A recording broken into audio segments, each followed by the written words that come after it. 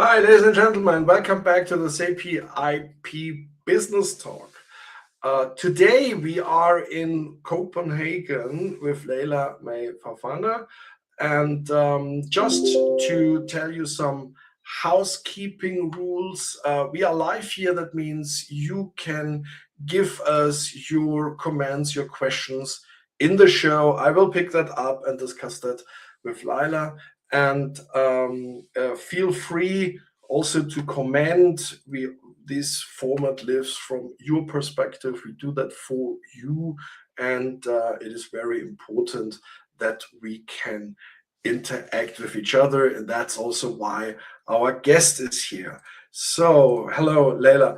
Thank you very much for being with us. Today we want to discuss a bit of a fuzzy topic, but at the same time very important in every mouth. Everybody's talking about that, not since yesterday, so now since I'm in this business for more than 25 years, IP is discussed as a strategic decision tool.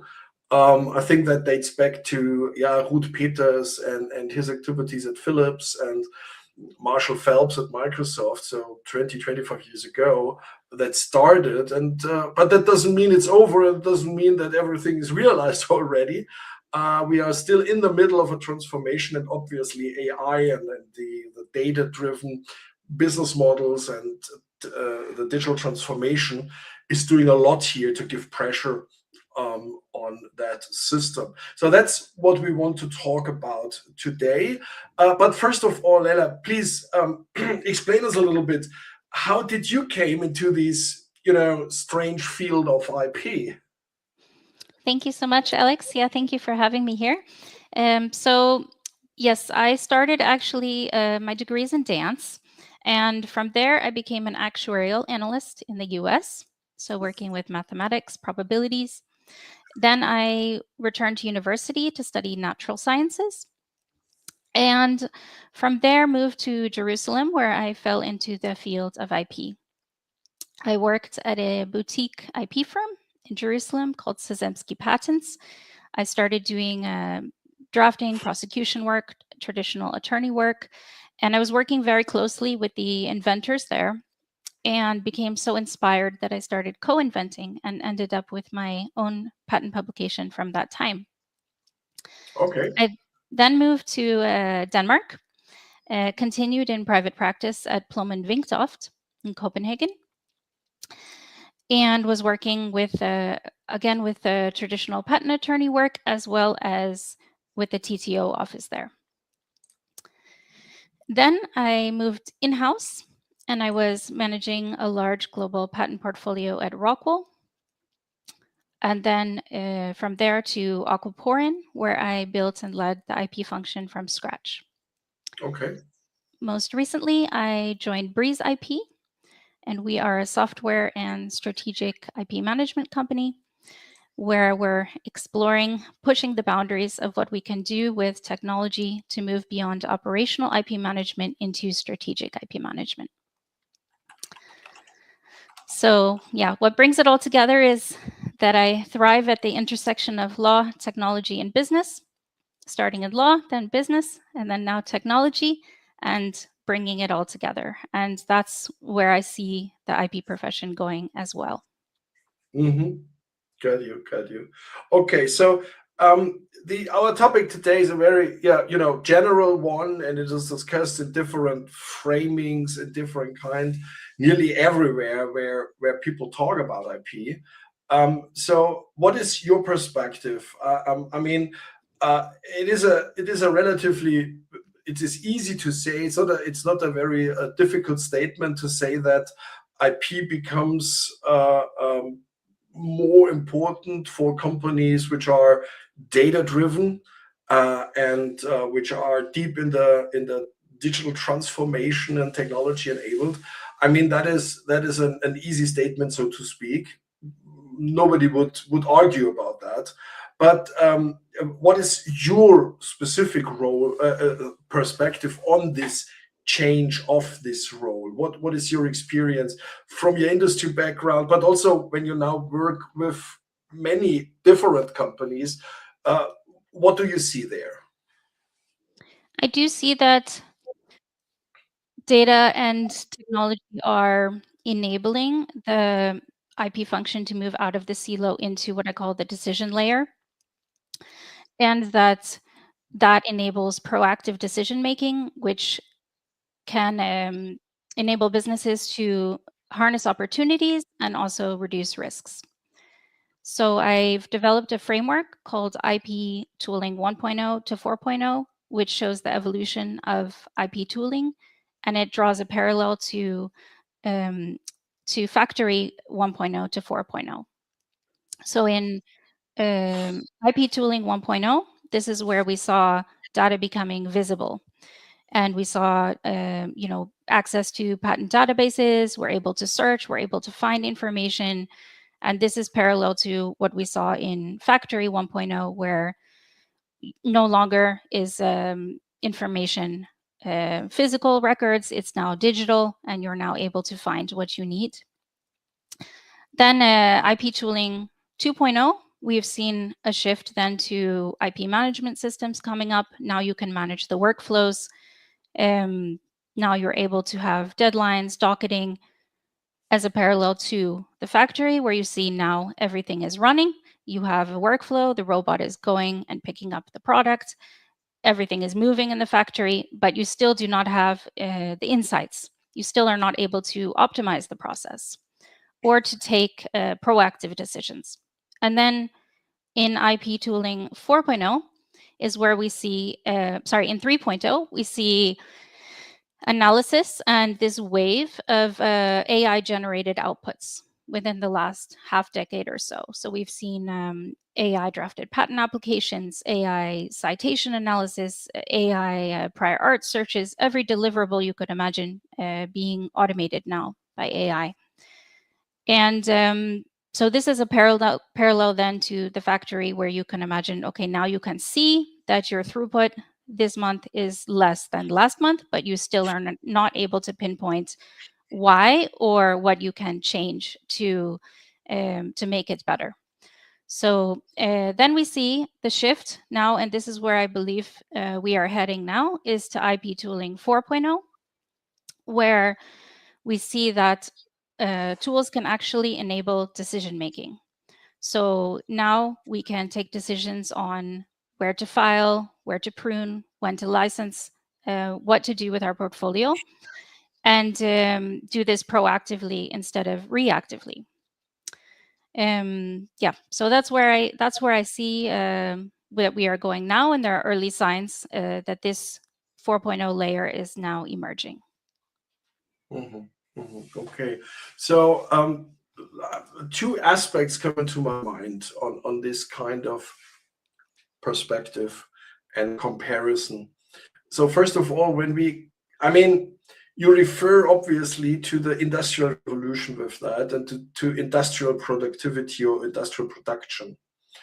The key characteristic is mass production. That means we do the same thing again and again. Okay, so in the car production or wherever, this is called, the concept behind that is called the learning curve. So the more you produce of the same thing, the more you learn how to improve the production process for this one thing. But the thing itself stays constant. It's always the same car. It's always the same iron, whatever, what you want to produce. And what you adapt, what you improve is the process to do so. But the assumption is that's always the same, and that creates a learning curve. So when we talk about IP, let's say patents, so then first of all, it's unique. I mean, that is the prerequisite of the whole show, is that we have to be new and inventive for this one thing. And the question for me would be, I got your point in terms of I would like to have a decision support, but this decision support can only be reasonable when it comes from learning. So how can we learn for a decision, for a unique object, which will never come back.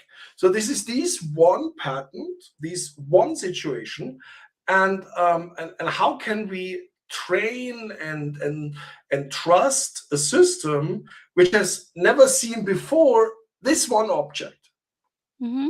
Absolutely. It's a good question. So I envision IP tooling 4.0, I envision a comprehensive integrated management system that has three sources of connectivity. So the first source of connectivity is the patent corpus.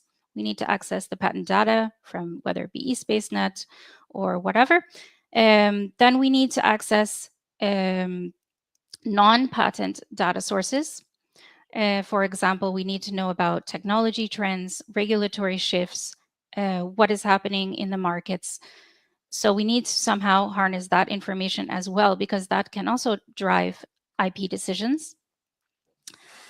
For example, if you have a regulation coming up in a new jurisdiction that would render a new chemical binder very valuable, then in the IP team, we need to know about that so we can then file patent applications on that technology. We also need connectivity in the third direction, which is to the internal business data. So connecting to financial reports, connecting to business plans, business strategy, contracts, all the documents you can imagine that would be in SharePoint. And all of this information, especially the patent data and the non-patent data, need to be accessed continuously so that analysis can be live and continuous, not at only specific points in time. So this is how I see it becoming then possible to address those unique cases that you talk about with patents and with patent decisions. Okay, so okay, you don't address the single case, you address the information environment of that case. Is that correct? Mm-hmm. Yeah, so the information environment is what can enable then to take decisions on a bespoke case. Okay, but then I would say these comparison to a manufacturing process is not really helpful, because this is the opposite. In a manufacturing process, I collect data from the process and from what I'm doing within the process. And here what you do is you collect data from the environment and ask the question, how does this environment affect my decision about the object, about the pattern? So it's like the opposite of it, right? You could see it that way, yeah. Yeah, there are different ways of looking at it, yes. And Yeah, and also yeah. I mean, the Unlike analogy, I see the analogy in terms of you become smarter and smarter in how you make your decisions. I got that point. I just asked, where comes the information from and which kind of decision can I influence? That was just my confusing here. Yeah. I mean, yes, there are differences for sure. And also the human layer is still needed. It's actually even more needed in IP tooling 4.0. So that is also a difference from the factory analogy, because with a factory, the goal is a lights out factory where there are no humans. And with Exactly. IP tooling We have 4.0, we these actually need. we have the so what you do is more a decision support and not making decisions. Yes, exactly. Yes.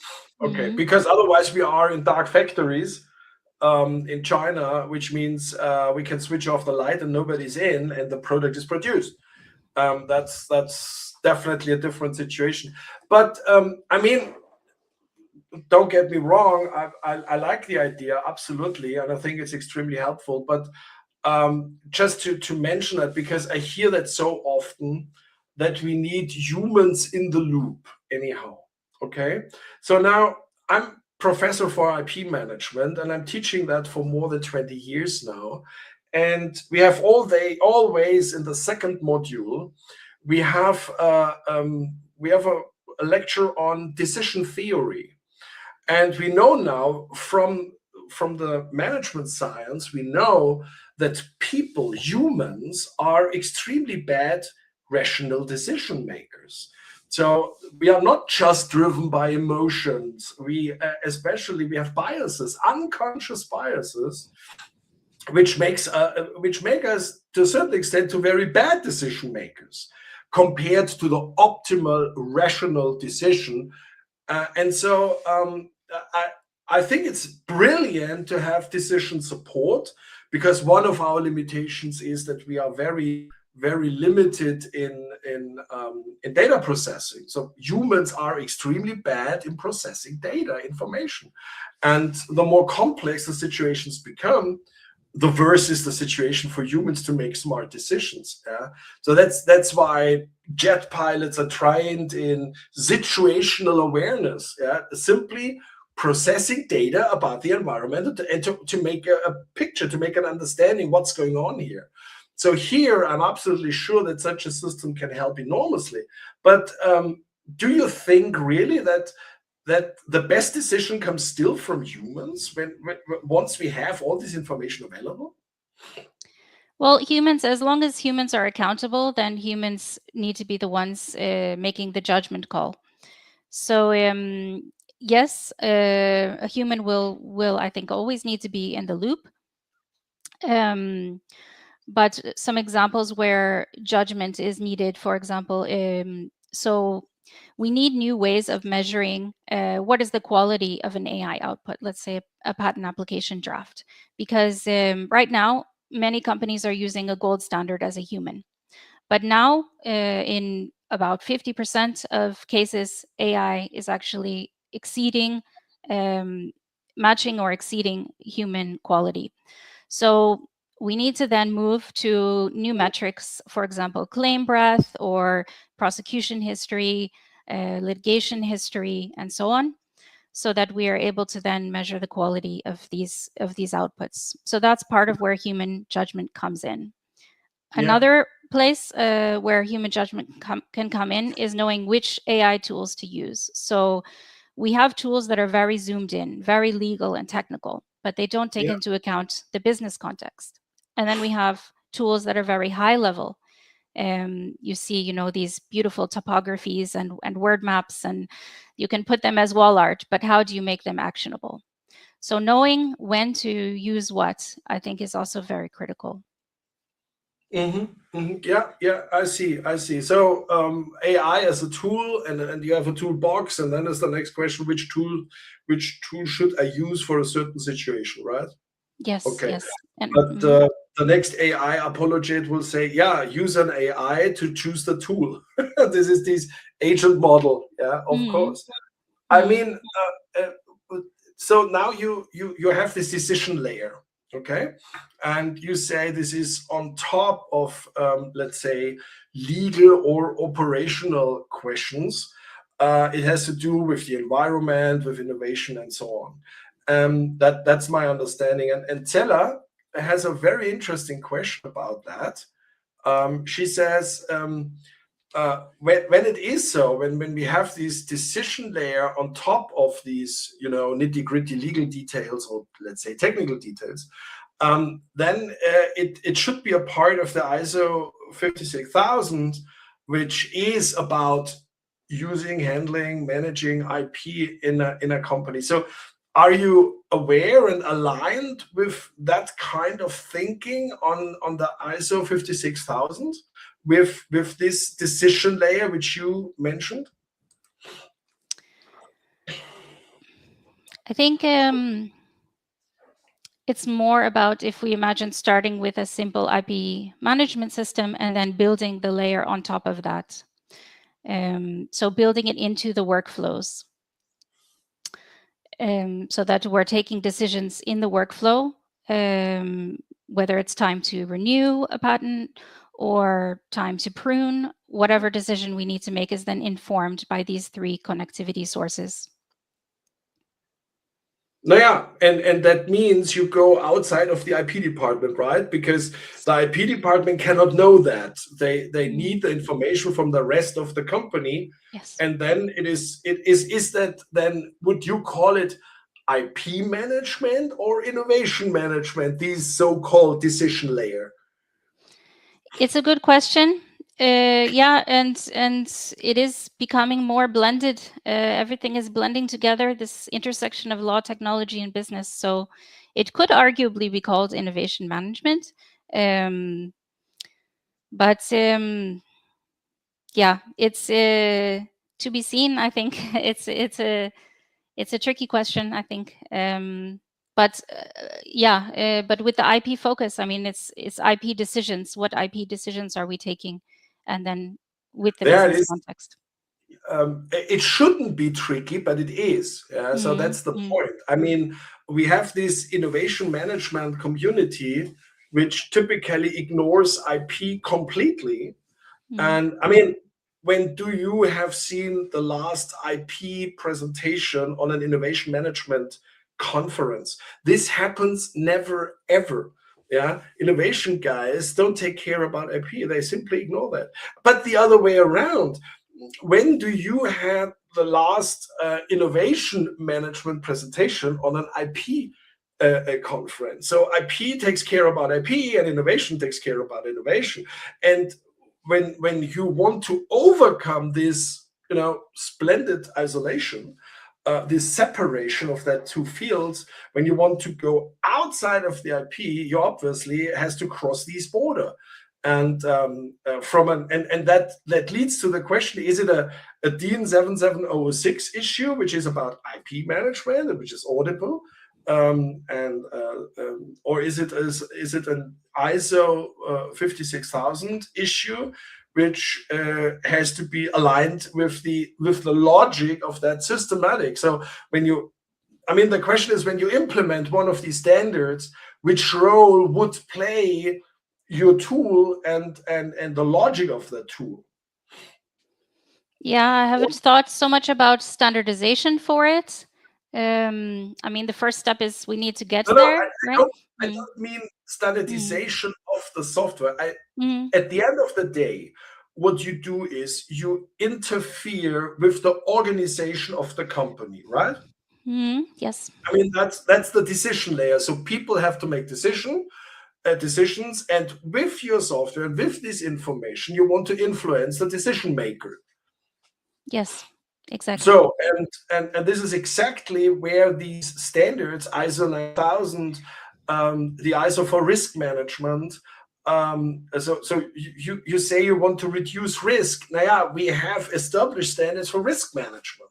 So Mm, at the end of the day, the question is, when I'm running an ISO 9000 accredited company, and a risk management certified company, and I'm introducing the tool, the question is, do I have to document that? And do I have to adapt my documentation for that?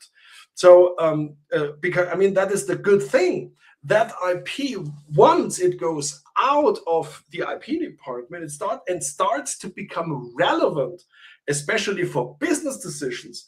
Now, yeah, then it starts to interfere with all that established standards and which are out there, to make sure that companies make the best possible decision, especially because humans are bad decision makers. yes, and I think that's a good thing, and I think that's how IP breaks out of the silo. So, yes, ultimately, if this goes in this IP tooling 4.0 direction, as I'm predicting, then yes, IP will come in more to these ISO standards and be more well integrated. Yes. Yeah, yeah, yeah. Yeah, and that is a fascinating discussion, international. So it has nothing to do with Germany or whatever. We're discussing that very heavily right now. What should be the role exactly in innovation? And because the mentioned from Zeller, the mentioned 56,000 is a little bit about, naya, IP has to be done. So it is not really an integrated part of the innovation discussion in the standard. So it's obviously a bit the old school thinking of, at the end, I have an invention, and this invention has to be patented. So where's the problem? Yes. The problem starts at least, but what is the invention, and who has invented something, and who knows that something is invented? So why does the inventor know that something is invented? That's a very good question, because typically the inventor is not trained in intellectual property law. So why should an inventor know, or have the gut feeling or whatever, that maybe something is invented, and bring that then to the patent department or to the IP department? Yeah. Yeah. So that is a hen and egg problem. And the more we run into the digital transformation, the more digital things become, the more tricky is it.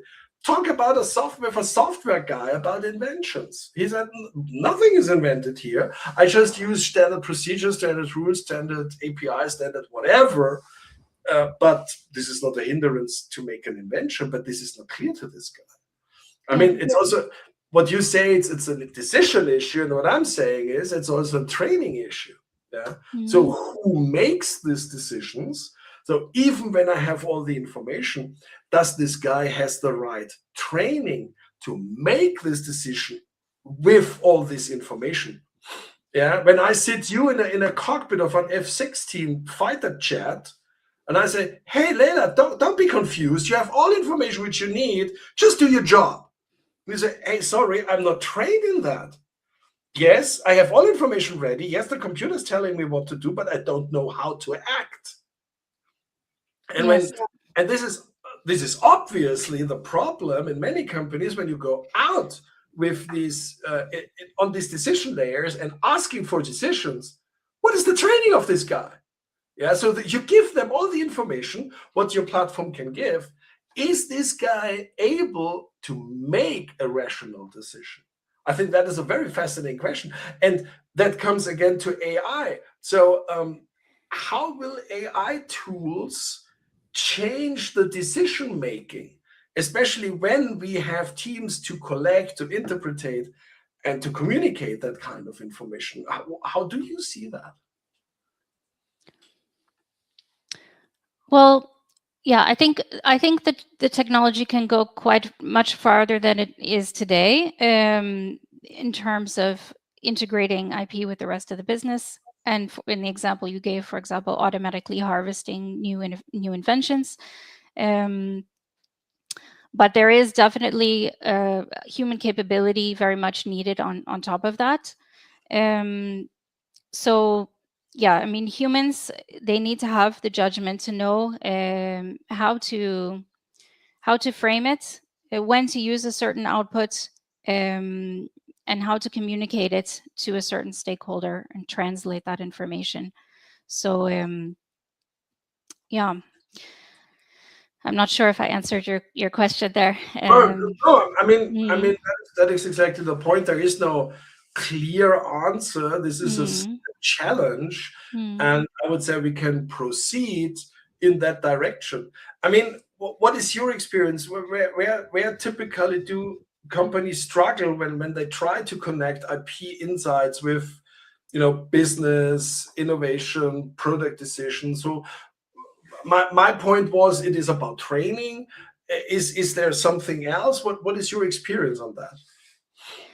I think a lot of the struggle is in the process, that it is reporting based process rather than having IP be in the room where the decisions are made. So that's something I've worked on in-house at a couple of companies, is integrating IP into the stage gate model, so that instead of being a checkbox, we had actual deliverables, for example, at each gate. So for example, a mini landscape at an early gate when the project is exploring different technologies, then we could do a patent landscape and divide the patent landscape into 3 buckets. So we had what patent publications, patents are out there in our company that are similar, what is out there from the competitors, and what is out there from potential collaborators.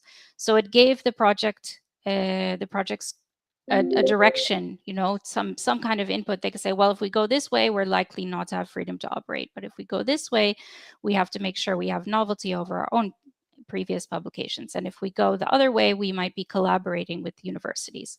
So it gave them a direction, at least a hint of a direction to go in.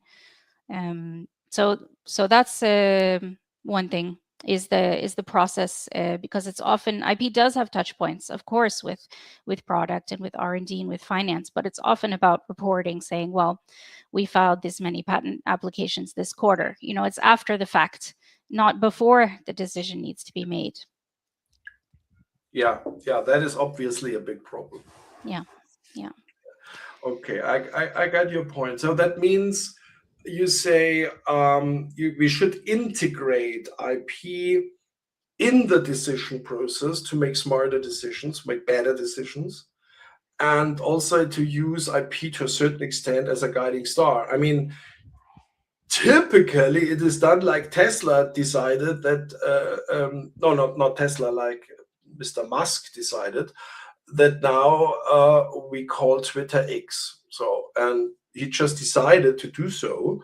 And later on, it turned out that this was maybe not the best decision on this planet, because there are many companies out there which have already that trademark. And you cannot just get a trademark for that name, even when you want it, and even when you are Mr. Musk, and even when it is Twitter.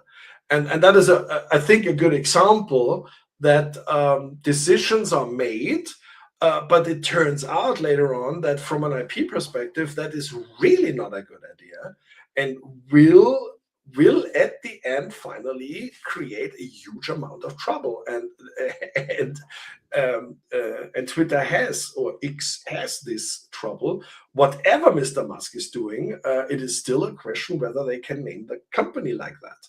And there are huge lawsuits still on that question, simply because IP was not integrated in the question. Is that kind of thinking what you're looking for with the system?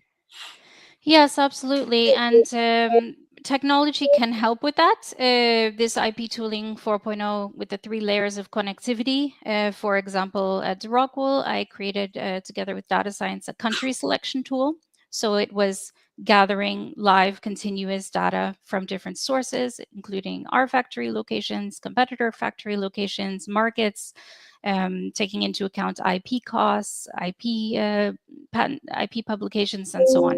So it took into account all this real-time information. So instead of choosing countries from a static list, or as a default, or as a case by case, but having real-time data to select from. Yeah. And he said, I mean, it's nice to have data which already exists, but to be honest, at the end, we have to make decisions about the future. So is the system also because again and again, when I try to get costs, just cost, nothing more, not values, not revenues, just costs. I discussed that with a lot of lawyers for trademarks, for example. And again, it was like a barrier, a wall that said, no, we cannot estimate that. We cannot say it can become this and that. And I mean, for a decision maker, this is the pure hell, that you stand in front of somebody, you have to make a decision, and all what you ask is, give me an estimation, what will that cost?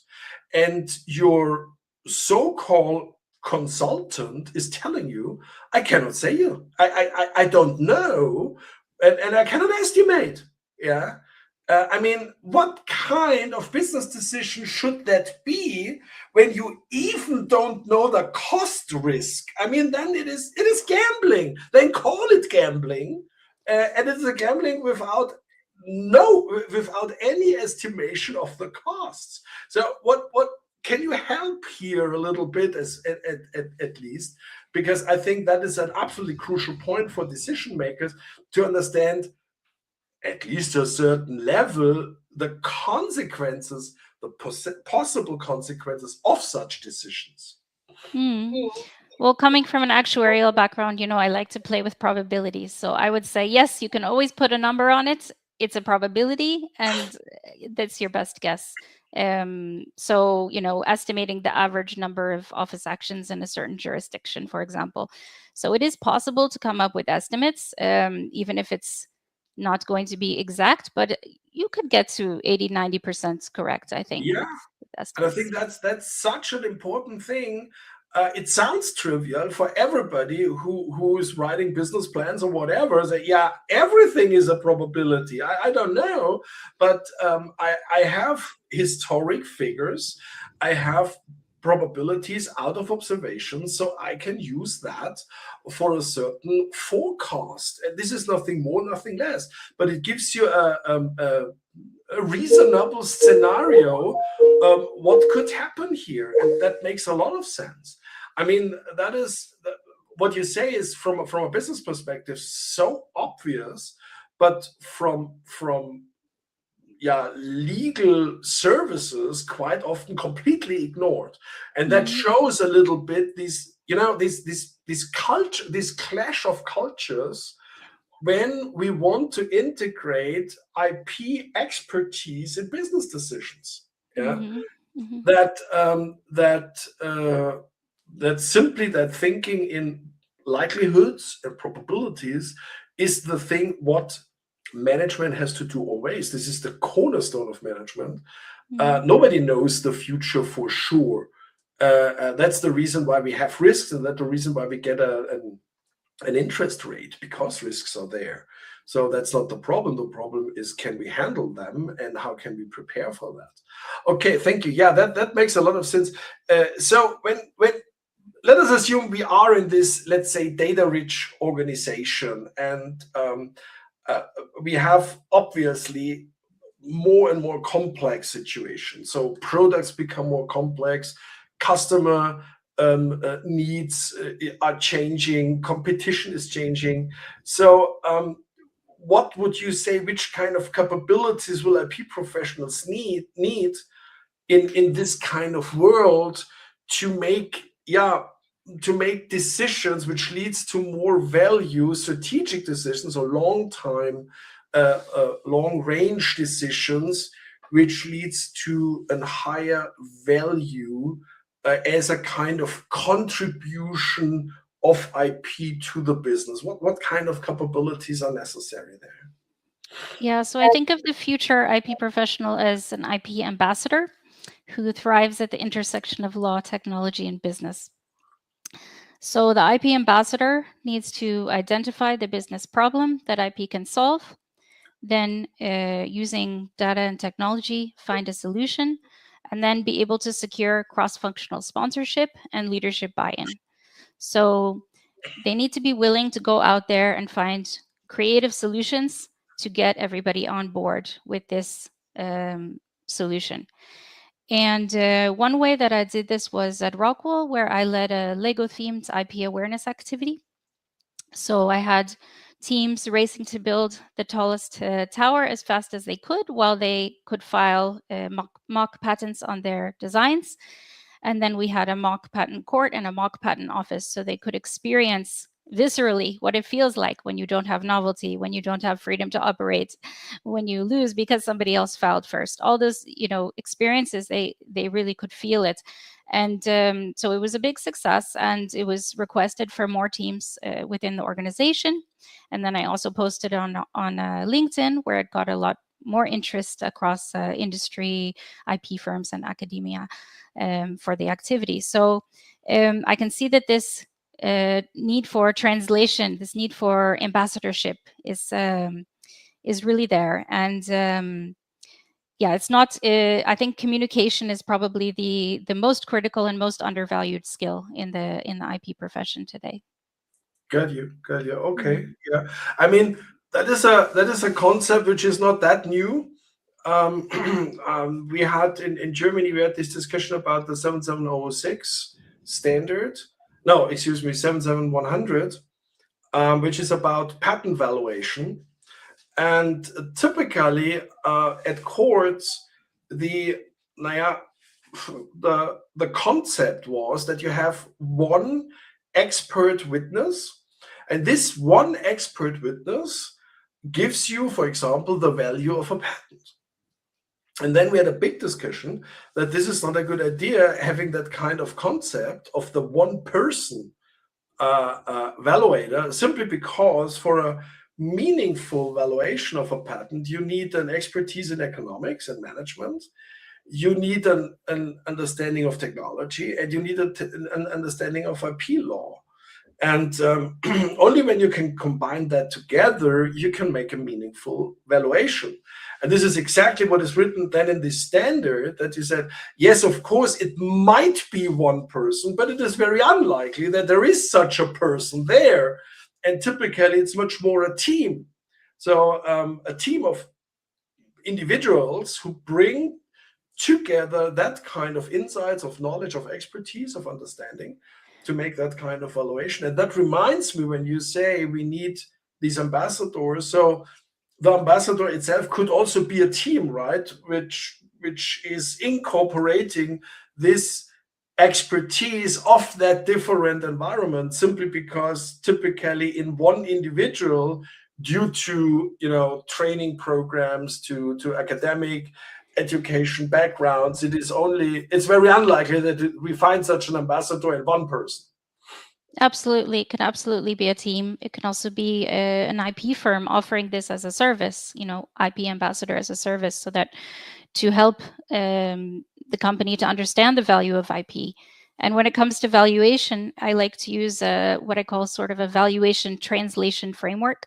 So it's not drilling IP down into numbers, but rather it provides a framework to help non-IP stakeholders understand the value of IP. So I like to divide either the portfolio or either the resources being spent in IP. You can divide into 3 buckets. It's strategic, operational, and financial. And so strategic IP is, it's the why do we matter layer. It's how do we differentiate ourselves in the market, what makes us unique, brand strength, innovation, leadership, and so on. And then the operational layer is what value does IP provide in terms of freedom to operate, supply chain predictability, keeping costs low, and so on. And then you have financial. So what value can IP bring in terms of bringing in new streams of revenue from licensing, from selling, raising capital, exit value, and so on. So it's a way that you can start a conversation if you're sitting with the CEO and say, what percentage of this patent portfolio would you like to be operational value versus strategic value versus financial value? And then you can have the conversation without getting into numbers. Because as you said, that can be problematic. So Yeah. yes. And it's typically completely misleading. Yeah, you fight with numbers and forget the concept, and as you said, the contribution and the different aspects of values here. No, I think that's exactly how it should be done, and where it is really meaningful. So we we are close to the end of the live session. You told me in the beginning that you have an announcement for a kind of roundtable discussion. Would you tell that to the audience? Yes, I'm very interested in discussing these topics further. So I'm interested in starting an AI and IP roundtable. And if you're interested, just send me a LinkedIn DM and we'll see what we can arrange depending on the interest. Perfect. Thank you very much. So thank you for staying with us and discussing this very fascinating field with us. To the audience, we have a new service online now, which is called the Industry Focus.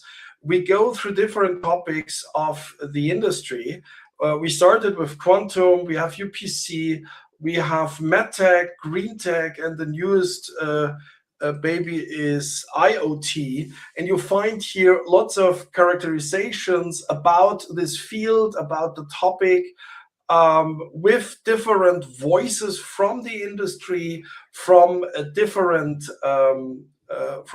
institutions, law firms, with their insights. And finally, free of charge, you can download here a market study. This is available for all these topics, and there will come more in the next weeks. A market study about IP in these different fields here, in the field of connected industry 4.0 IoT. What is the role of IP therein? What is the need, the demand on IP services? This is explained and characterized in that studies. That is what I wanted to tell you. And finally, when you want to become a subject matter expert on the platform, we are happy to collaborate with you. The call for 2026 is still open. We have still available support for experts, and there's a lot of demand out there for IP expertise. So just get in contact with us. We'll be happy to collaborate. So thank you very much.